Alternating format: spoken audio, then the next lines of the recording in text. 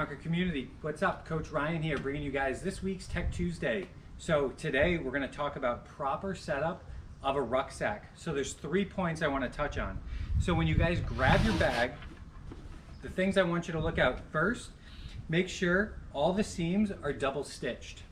Next, check out the zippers, make sure they're all in good working order, and make sure they're robust enough to support the weight. And then third, check out the straps. Make sure there's no ripping, fraying, anything like that, and all the buckles are in good working order. The last thing you want is to have the bag rip off your body, or have the weight fall out the bottom, or have a zipper break and have the weight fall out onto that back leg when you're walking.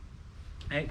So when you're setting the weight up in the bag, my bag has a nice little pocket here for the weight, right? So it doesn't really move around. If you don't have that, it's not a big deal. I like to use towels, and I'll just kind of stuff some towels in around to limit the amount of movement within the pack. And then with that point, we also want the weight right around shoulder blade height. That's going to be the best position so it's not slamming into our low back, and that's going to help keep us as balanced as possible. So you can also use a towel for that and just kind of raise whatever you're using. So the one caveat with the weight, I prefer to use something flat versus a dumbbell or a kettlebell or something like that, right? Those like big rounded edges or sharp edges of a dumbbell, that's really over time just gonna take a toll and punish your body. So once you have the weight set up in your bag, go ahead, put the bag on, get it set. So this isn't like old school 90s high school where that bag is gonna sit really super far and low and loose.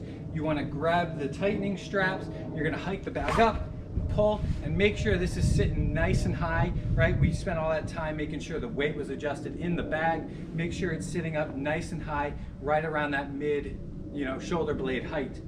And then from here, if you do have a chest strap, I'm not opposed to them. You just don't want to tighten it all the way down, right? So what's going to happen is if you have that on as kind of a safety precaution and you crank that down, it's going to pull your shoulders forward, and it's really going to restrict your breathing, right? Making you less efficient. So if you do have it on there, like I said, I'm not opposed to it. Just put it on there enough so it's there and it'll catch the bag if it does fall off, but not so much that it's going to restrict your breathing.